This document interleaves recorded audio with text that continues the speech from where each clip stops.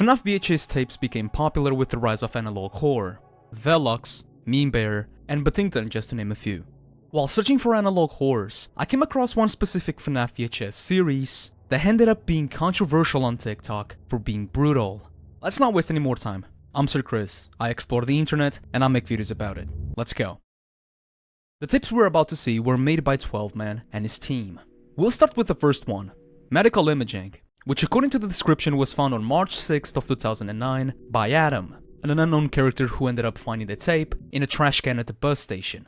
In the first tape, we follow the recording of Leonard, a doctor who works in a radiology department at the Hope Clinic in Brighton, Michigan on April 23rd, 1985. Yes, the same city as in the Walton files. Leo was recording everything to eventually give it as evidence to the authorities, because he has been receiving several suspicious cases of food poisoning in children that ate at Freddy Fazbear's Pizza Parlor. The infections were very unusual: cystic echinococcosis, hydatid worm eggs, pork tapeworms, and even Fasciola hepatica. A sick individual was infecting the food and serving it to the customers, and Leo also suspects this. This foodborne infection has already caused the death of a child named Sadie. Not long after this, another child named Eric Arley ends up going to the ER after suffering from dizziness, extreme abdominal pain, blood and bile vomiting, lack of appetite, diarrhea, and loss of energy. The doctors discovered that Eric was infected with liver flukes, which were eating his liver while he was still alive. Eric wouldn't survive long, with his death affecting the doctors, who then leave to talk with the already distressed mother, leaving us completely alone with Eric's corpse and the silence within the room. The video then cuts to a distorted face and a blue screen saying you killed him with worms, with Eric's cries of pain in the background. And lastly, it then cuts to a newspaper talking about the closure of Freddy Fazbear's Parlor on May 17th of 1985 after the poisonings that happened inside the restaurant, with William and his cook only receiving a slap on the wrist, a 1-year sentence in prison. If this wasn't outrageous enough, we then see that William ended up being relocated to Bellwood, Texas, under a newly provided identity and was released for good behavior not even a year later. This rightfully so outraged Brighton residents, and riots broke out. And the first tape ends with the following phrase: "Is he really gone for good?" With the answer being very obvious. We already started with the right foot, honestly. Good visuals, amazing world building, ended up in a cliffhanger, and Brighton. With this, we move on to my least favorite tape, Security Camera Feed, that was found on September 8th of 2009. It begins with the security guard checking the cameras almost 2 years after William was released from prison. Exactly 3 minutes later, a notification appears saying that sensors detected movement in the vents, and we realize that Mangle has disappeared from the stage. The security guard apparently doesn't give a damn about it and obviously gets attacked, but somehow manages to escape and ends up hiding himself in the bathroom. He's obviously terrified, but what threw me off was that he couldn't shut up even if that saved his life. Like,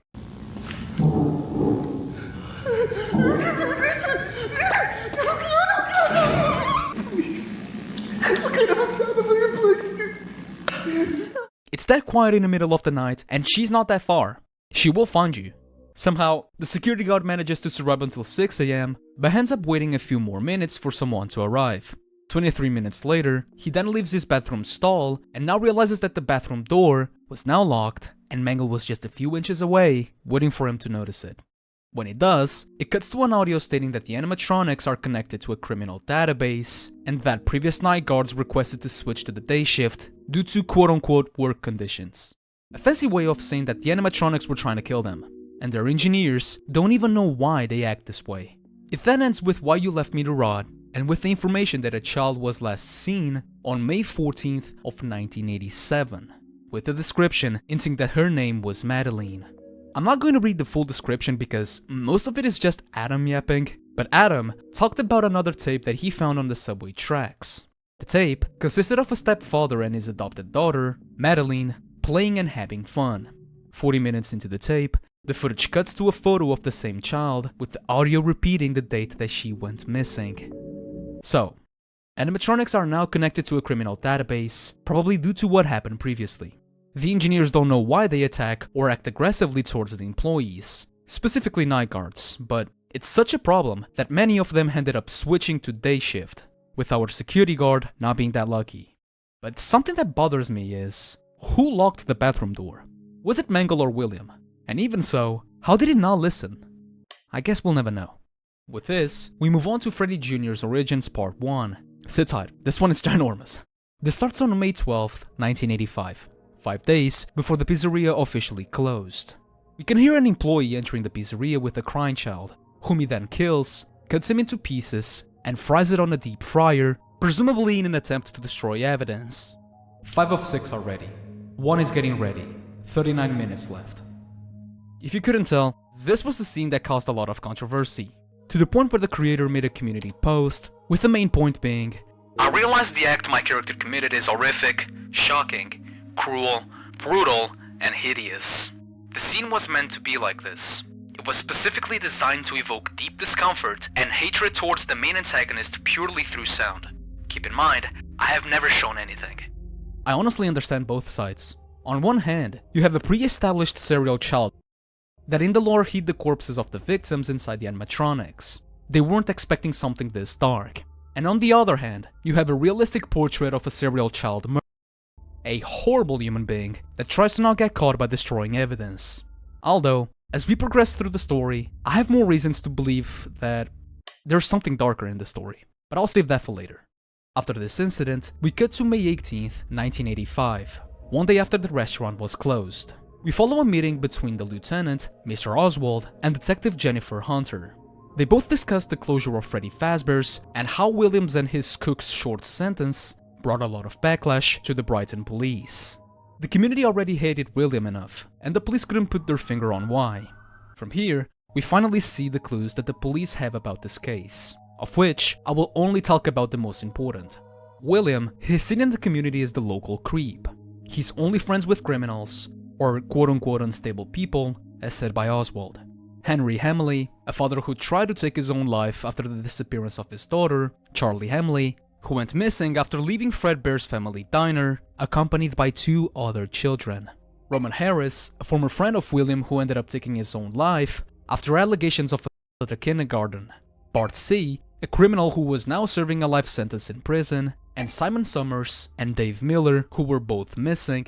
There were in total 6 disappearances at the restaurant, in which no evidence was found, except for a photograph showing Chica with human remains inside of her, just 2 days before the pizzeria closed, so this is still being investigated.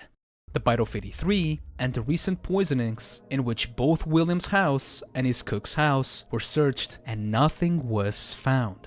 After both were sentenced to just 1 year in prison, riots broke out and William's house was burned to the ground. This is where the story begins to get weird. Despite having these clues, the police still had reasons to believe that William was being framed for something that he didn't do. Possibly somebody who hated William for having an animatronic restaurant. The stigma already created due to previous incidents around an animatronic restaurant that existed in Brighton in June of 1974. Bond's Burgers. I swear man, when he said it, I started drooling and clapping my hands in happiness like I was an iPad kid.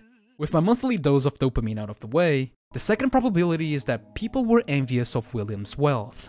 With this, Oswald admits that the police is at fault for failing to solve this case despite the clues being right in front of them. And in a way of saving William from widespread backlash, they give him a new identity and transferred him to a Texas prison where he could start from scratch after being released. Since Oswald believed that William wouldn't open another family restaurant again. But something that FNAF has taught us is that he always comes back. It then cuts to October 5th, 2009, at Harold's house. While working on his computer, Harold receives an email from Adam Turner, one of his older friends, that had bought 42 tapes on a flea market, in which 2 of them were incredibly eerie, and since Adam knew about lost medias and conspiracy theories, why not traumatize him again? The first tape showed a recovered audio of William talking with Carl Thompson, his business partner responsible for the parasites in the food, through a burner phone. William said that they were screwed, and told Carl to immediately get rid of the evidence by, quote, screwing the client, cutting contact with him, dissolving the body that Carl had in his freezer into the acid tank, along with the worms, and dumping both at the St. Juan forest. Are they cannibals? Who's the client they were talking about, and what did he want from the corpse? Was William really destroying evidence, or is there something darker in the story? Despite being left in silence, one thing is certain. William dumped his car into the river due to wood containing stains from previous packages, whatever that means. and he was going to turn himself in due to him only being wanted for food regulations neglect only. It then cuts to Carl, who's driving to the St. Juan forest to hide his evidence. He gets pulled over for speeding and for his rear light going off. In order to not get a ticket, he is asked if he had a spare bulb, in which Carl said yes, but it was in the trunk. You know what this is going. The police finds the body, Carl kills the officer, hides his body, and flees from the scene.